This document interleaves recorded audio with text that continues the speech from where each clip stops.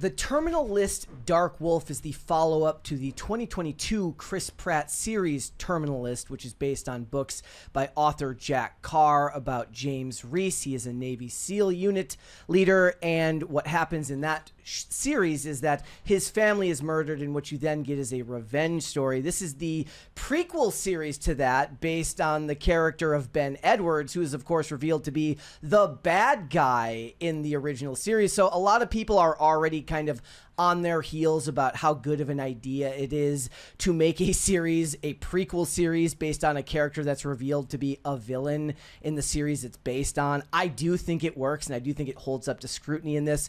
This show stars Taylor Kitsch as Ben Edwards, also Tom Hopper, Luke Hemsworth, Robert Wisdom, and Dar Salim. Dar Salim, by far, to me so far, has been the standout actor in this series. He's done a lot of really great work. And the funny thing about Tom Hopper is he kind of looks like a Hemsworth brother, which is weird because the oft-forgotten Hemsworth brother, Luke, the older Hemsworth, is in this series, and he does really, really good work as well. So what has happened is that the character of Ben Edwards is removed from his SEAL unit, and he's pulled in to a CIA mission to go after a weapons supplier who is working to bolster the Iranian nuclear program. This takes place in 2015, and it's really funny because it gives the preface before the show even starts. It says, any connection to current real-life events is purely coincidental, and it really, really does show that when it comes to geopolitics, you know, history may not repeat itself, but it certainly does echo a lot. And there is actually a whole storyline, you know, given the fact that it's connected to Iran in this with Mossad agents and things like that. So it really, really does feel like history echoes very, very loudly when you're watching these types of things. Now, one of the labels you're going to see ascribed to this series, and it's often going to be said in a denigrating way, especially if you're getting it from mainstream press, is that they're going to call it Dad TV, which is, you know, it's a slur. In current year, Dad TV is a slur that's used for anything that a guy with even a drop of masculine energy likes. You know, it's Jack Reacher, it's Jack Ryan, it's any series like that. It's the original Terminal List starring Chris Pratt. And is this show Dad TV? By the way, what I want to do is I want to draw your attention. If you have time after this video, watch the Greg Owen video on YouTube here.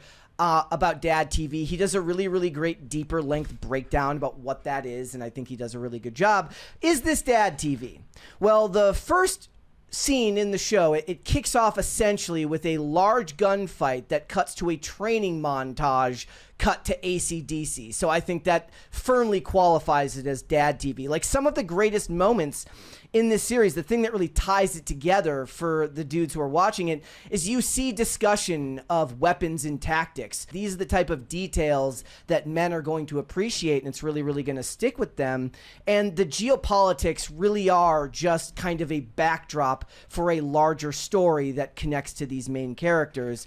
Taylor Kitsch is excellent in this role, and he's kind of carving out a niche, like a niche for himself. Kitsch is carving out a niche for himself as these types of characters. He, of course, he also portrayed David Koresh now multiple times, but if you think back to John Carter, and then he did American Assassin in 2017, he really is an actor that, the way I describe it is, he carries himself in a way that a civilian would believe a special forces operator would carry himself. And he gets a great jumping off point. He gets a great through line for the story because he has a friend in this unit. He works for Israeli security forces. He's an interpreter. And the whole inciting incident, the whole impetus for the story is really, really powerful. And he handles it in a very, very good way. There's a lot to be asked of him, similar to what is asked of Chris Pratt, you know, with the death of his family. And the thing is it actually works out better because I actually found aspects of the Terminal List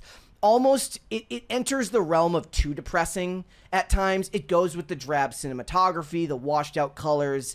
And in this story, because it doesn't directly, what happens doesn't directly happen to Ben Edwards' family himself, there's just enough distance there to keep it light enough to make it worth watching and watching and watching without feeling like you might need to take a break. And of course, Robert Wisdom is back. He's, if you've ever watched shows like Prison Break or The Wire or my personal favorite, season 4 of Burn Notice. He adds a lot of class to this series, and the actor Tom Hopper, who portrays Rafe, adds a lot of class to the show as well. And like I said, it's really funny knowing that there's a Hemsworth in this show who's kind of he's kind of played for jokes. He's the joke character, and then there's this dude who kind of looks like a Hemsworth.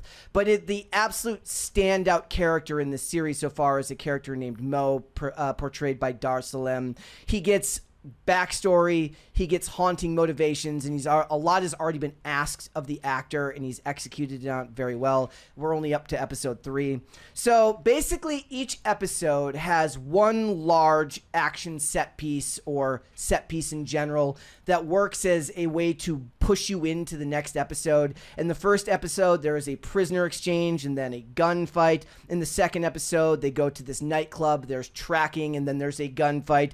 And in the third episode, there's wide-scale city surveillance as they keep their eyes on this target, which then leads to a chase, and it goes through this entire town. It's done really, really well. It's tense, it's kinetic, it keeps you invested. And I don't remember the last time I watched a show where when each episode was done, I couldn't wait to hit next for the next episode. And I don't remember the last time a show premiered one of these 3-episode debuts where I was sad that the 4th episode wasn't up for watching, but this one definitely does that. Again, like I said, it does not get overbearing with the tone. The geopolitics don't wash anything out. It focuses on the characters more than anything.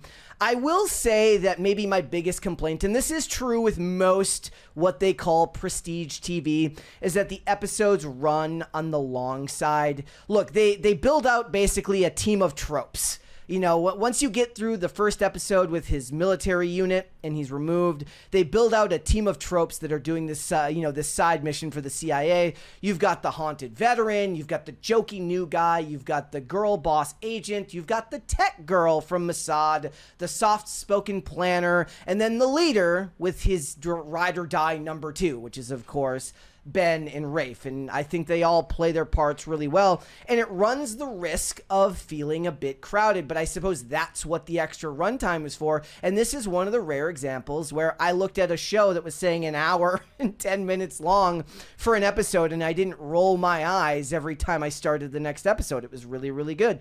Look, the story has controversial actions and actions and consequences, but it doesn't turn into overt military propaganda by any means. I think they highlight the personal motives of each of these characters, which what it really comes back to. It's carried by Taylor Kitsch with these other actors giving great performances, but those great performances aren't in service of the action set pieces. They're in service of the smaller story that's connected to their archetypes and to what they want, their backstories, and I think that works really, really well. It may bother some people that what we're looking at here is a prequel from a character that we know doesn't have the greatest outcome. I would point to what happens with Mo and the daughter of another character in the 3rd episode to say that what we saw at the end of the terminal list may not even be what actually happens, given the fact that you don't actually see it happen on screen. But the fact that this character was revealed to be, I guess, a quasi-villain, though portrayed as sympathetic.